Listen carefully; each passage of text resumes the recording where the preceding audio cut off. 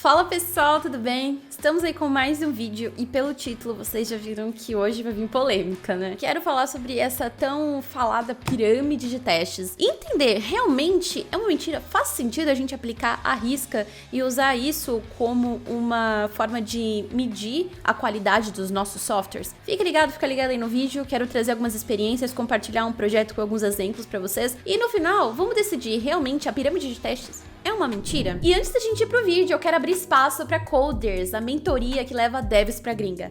A Coders é a patrocinadora oficial aqui desse canal e eu gosto sempre de trazer eles aqui porque pra quem é inscrito exclusivo aqui do nosso canal, tem 60 minutos de consultoria gratuita. Só clicar no link aqui que vai estar fixado nos comentários. E essa consultoria, pessoal, pra você que tá em cima do muro, não sabe se quer trabalhar na gringa, já é dev pleno ou sênior e tá falando assim, poxa, eu não sei se é pra mim, marca essa consultoria gratuita, eles vão entender o seu momento de carreira, talvez analisar o seu LinkedIn, troca essa ideia sincera com o time de consultores da Coders e eu te garanto, receber em dólar hoje é uma das melhores coisas que você pode fazer, te dá uma liberdade geográfica a trabalhar remoto. Então já manda uma mensagem com a Coders, agenda o horário que eles estão com poucas vagas aqui pra esse mês, que eu acho que vai ser sucesso pra sua carreira. E bom, pessoal, sobre trabalhar na gringa e sobre os projetos brasileiros, né? A gente tem sempre mais ou menos essa mesma cobertura e forma de predição de um software? Sim e não. Eu falo que depende muito do tamanho da empresa e da maturidade.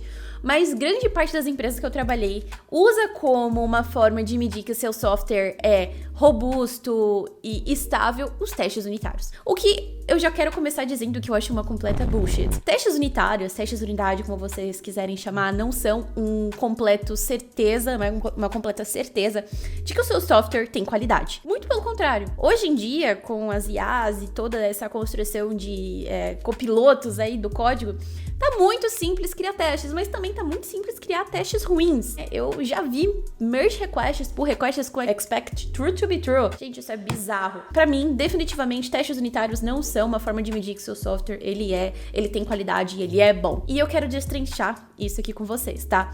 Vamos, antes de começar, né? Não se esqueça, né, gente, de se inscrever, deixar um like. Essa série de vídeos sobre testes, eu vou trazer mais 3 vídeos da gente destrinchando testes unitários, testes integrados e testes end-to-end. Então, muito conteúdo sobre testes é algo que eu gosto bastante, então já se inscreve, ativa o sininho e todas essas coisas pra não perder os próximos conteúdos, tá? E bom, uma das questões, né, que nem a gente tá falando sobre testes unitários, mas uma das questões dentro do ciclo de desenvolvimento é a pirâmide de testes. Eu vou deixar essa imagem aqui pra vocês. Essa imagem, gente, pesquisa no Google, pirâmide de testes, é uma das que vai aparecer, não tem muito segredo. Muito se fala sobre que, mas é muito importante você ter tanto de cobertura de testes unitários. São fases complementares. O que eu acho muito louco é quem usa a pirâmide de teste como um dogma para desenvolvimento de software. Eu posso dizer que eu já fui essa pessoa.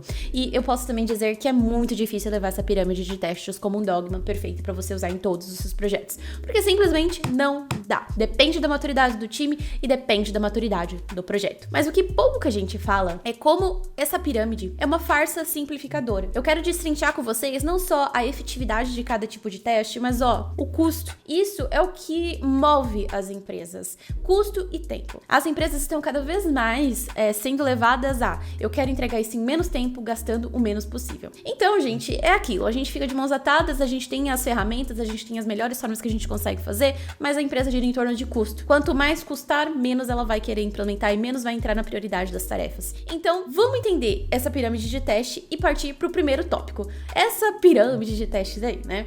Ela é uma relação, gente, de tempo e custo. Eu vou voltar a imagem que eu mostrei pra vocês aqui antes, que eu gosto bastante dela porque ela é exatamente o que cada teste entrega. Quanto mais pra ponta da pirâmide, mais gasta e mais leva tempo. E quanto pra mais baixo da pirâmide, menos gasta e menos leva tempo. O que não significa quantitativo de, beleza, isso aqui quanto mais tiver, melhor é o meu software. Não.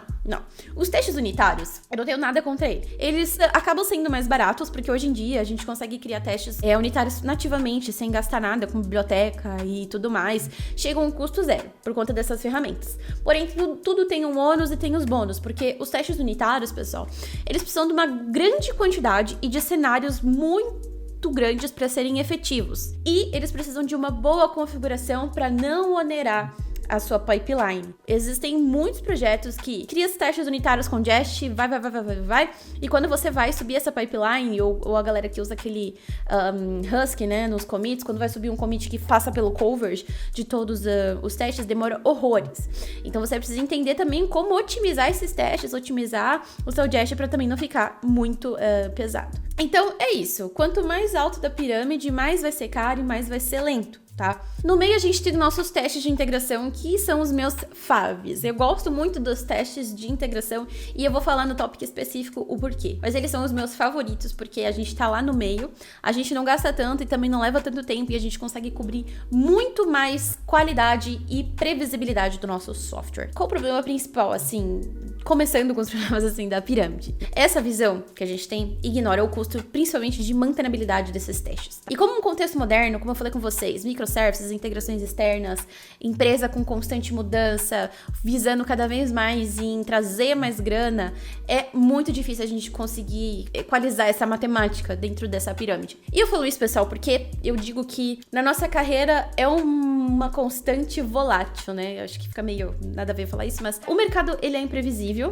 mas ele também é previsível em algumas coisas. E tem uma coisa que eu vejo que nunca muda. A empresa não vê valor nos testes. Ponto. E quando ela vê, é testes unitários. Por quê? Ele é mais rápido e fácil de implementar. E gera toda aquela discussão. Quanto mais testes unitários tiver, vocês vão ganhar um prêmio e melhor tem qualidade o seu projeto. Não, gente, isso não tem nada a ver. Não faz o menor sentido. Se você sobe uma implementação num endpoint, você cria 10 cenários de teste unitário, esse endpoint pode quebrar no ambiente de produção. Porque tem diversos outros fatores, principalmente de integrações externas, banco de dados, que com dados mocados num teste unitário você não vai prever. E aí, eu já te começo já no tópico polêmico, que é dos testes unitários. E eu já fui muito defensora de testes unitários, gente. Como eu fui. Principalmente na questão de TDD. O que tá tudo bem, tá tudo certo, ele ajuda no fluxo de desenvolvimento com os testes, mas ele não é garantido que tem qualidade por completo dentro do seu software. E isso vocês podem discordar de mim, mas eu não mudo a minha opinião porque eu já vi prova viva. Já subi software com os testes unitários cobrindo o maior cenário possível que quebrou. Então, ele não é. O custo inicial dele é baixo.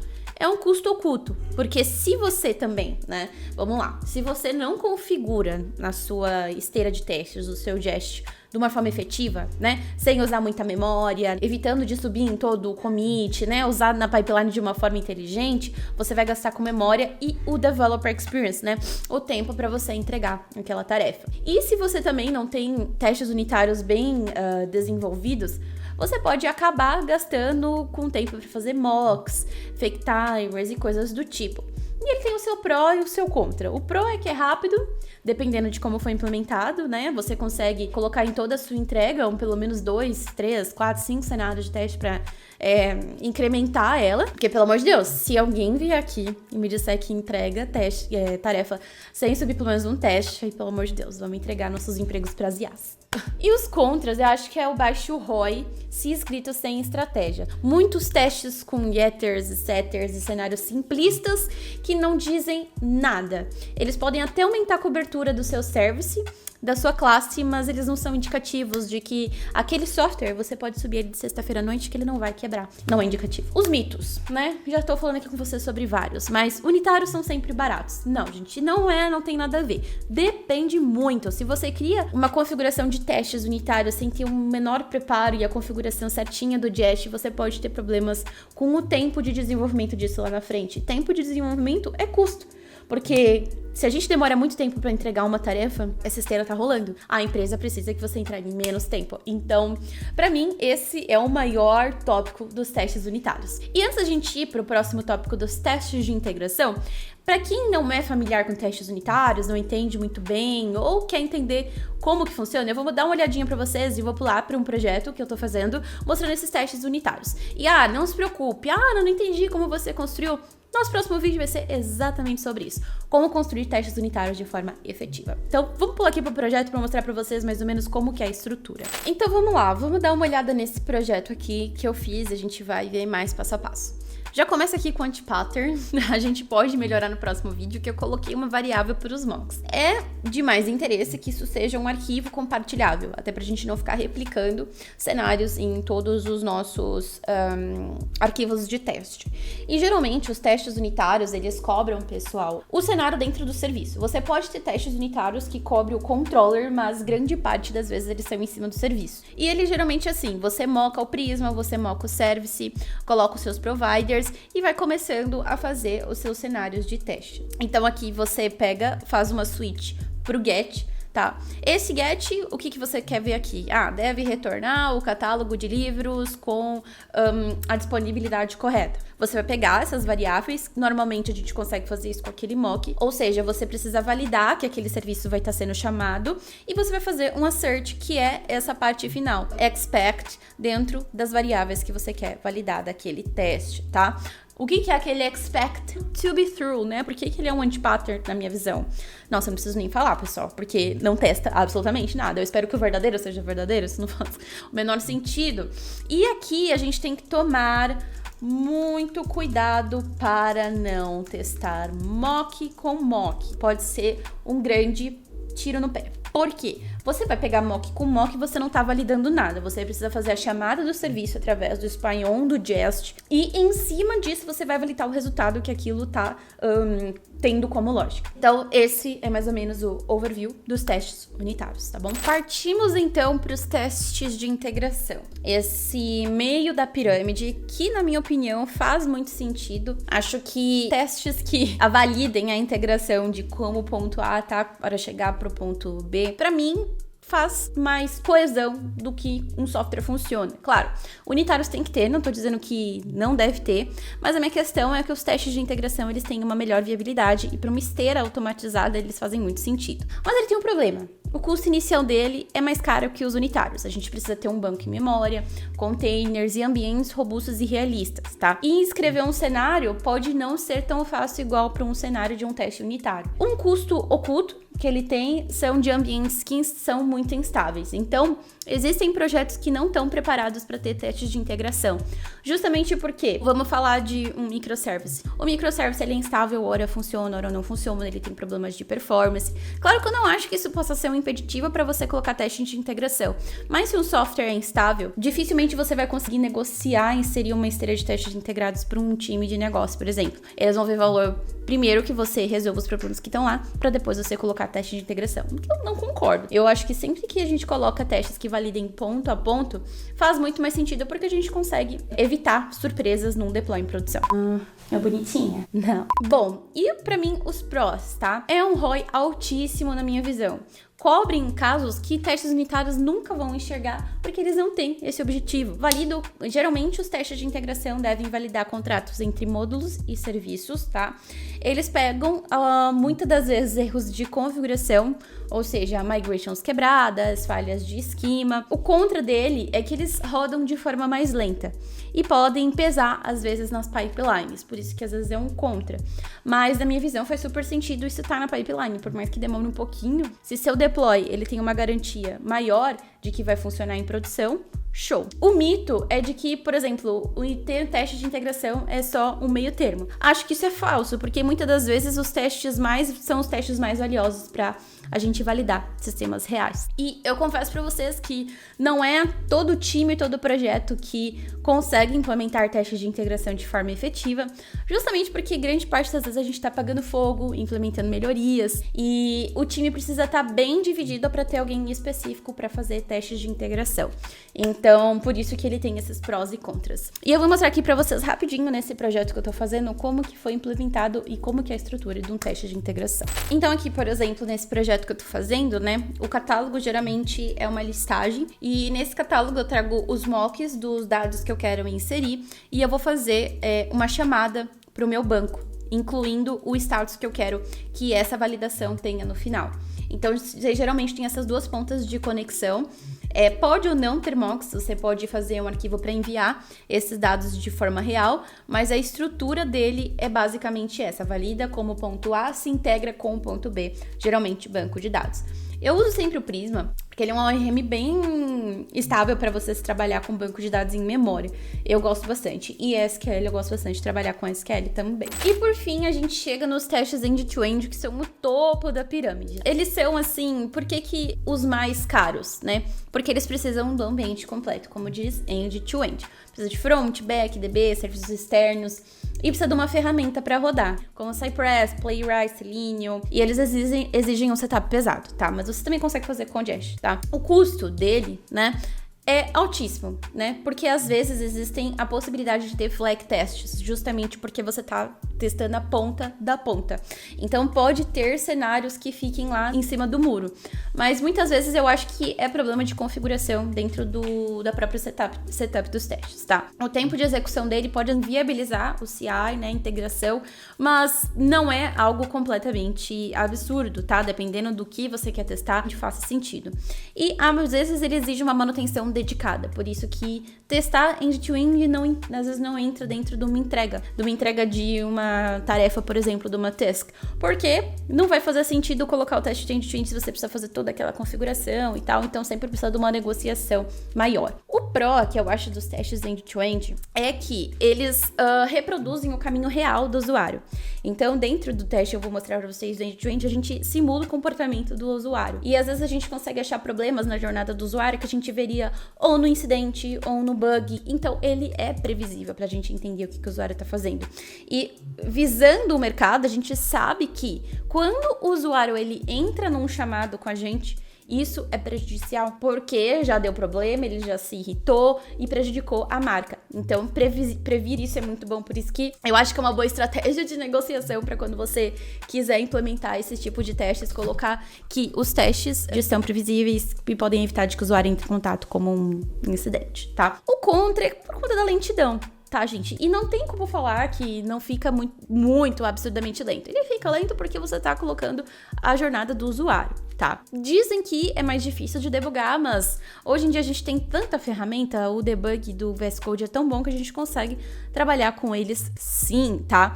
E só levando em consideração, tá? Integração. O integração é como os componentes e módulos se integram.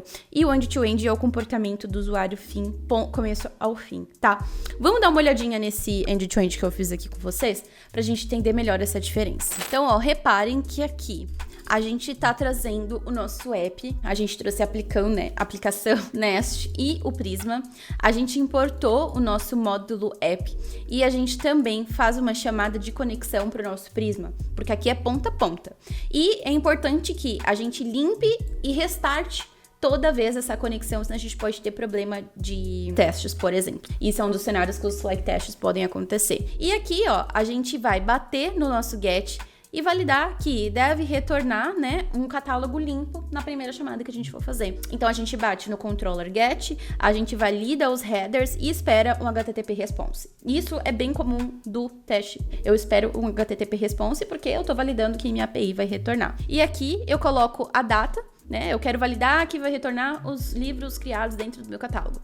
Eu coloco a data dentro do meu arquivo de Prisma, valido a resposta e valido o HTTP response e valido também o body que vai estar dentro da minha requisição. Isso depende, não é essencial. Eu acho que o HTTP response já é um bom indicativo do retorno, porque falando de um teste do controller, né, que bate no API, espera uma resposta, isso aqui já garante muita coisa pra gente. E aqui, pessoal, vocês podem se levar na questão dos cenários, tá? Podem ter N cenários, então isso aqui pode ser muito bacana, gosto bastante.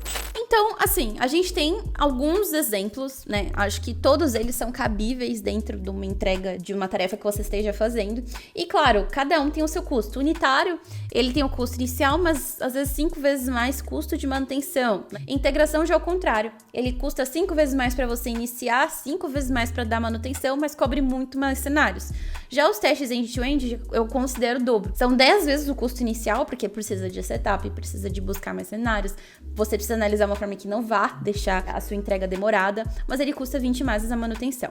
E a pirâmide de testes, ela só olha para um custo inicial e ignora completamente como isso vai ser levado ao longo prazo. E também ignora, pessoal, as negociações que precisam ser feitas para implementar. Os testes unitários podem estar lá na base como que custa mais baixo, mas às vezes o seu software não precisa de só de testes unitários. Ele precisa validar ponta a ponta, porque assim você vai evitar que mais bugs entrem. tá? Então, aqui a gente vai pra conclusão polêmica, né? Por que eu coloquei o título, né? Que a pirâmide de testes é uma farsa. Porque eu acho que ela é uma visão, às vezes, que ultrapassada e que tenta simplificar demais algo que não é simples. Existem diversos cenários e diversos stakeholders dentro de uma entrega e algumas vezes os testes unitários, apesar de serem a base, de serem uma boa cobertura, eles não são 100% evidência de cobertura de testes. E às vezes a galera usa essa pirâmide de teste como uma visão de qualidade de software dentro dos times, o que eu acho completamente errado. Porque só teste unitário não valida nada, e eu acho que eu deixei isso bem claro dentro do vídeo, já falei isso muito. No mundo que a gente tá com serviços, APIs de terceiros, clouds, integrações, não cabe mais, às vezes, acho que esse desenho. Eu colocaria muito o contrário. Eu sei que a pirâmide ela é uma visão de custo e tempo, mas pra mim, os testes end-to-end de integração deveriam ser os mais importantes, tá? E hoje, o que gera mais valor, geralmente são isso, testes de contrato, testes de integração, que na pirâmide clássica, às vezes nem aparece, tá? E eu acho que o futuro não é a pirâmide, mas sim o diamante dos testes. A gente cobrir sempre isso de forma paralela e garantindo que o nosso software sempre tenha os três, ou mais, às vezes. A gente já cansou de ver, e eu acho que quem trabalha mais tempo na área vai concordar comigo, que subir um software tranquilo de que aquilo não vai quebrar é uma sensação única que a gente só tem quando temos testes. E eu acho que eu não poderia ter conclusão melhor aqui nesse vídeo sobre isso. Deixe no comentário a visão de vocês, se vocês concordam, se vocês discordam, se acham que faz sentido. E deixe nos comentários se vocês vão querer os próximos vídeos sobre a construção desses testes. Queria agradecer quem assistiu até aqui, não se esqueça do joinha. Vejo vocês no próximo vídeo e vamos falar bastante sobre testes nesse canal. Tchau, tchau!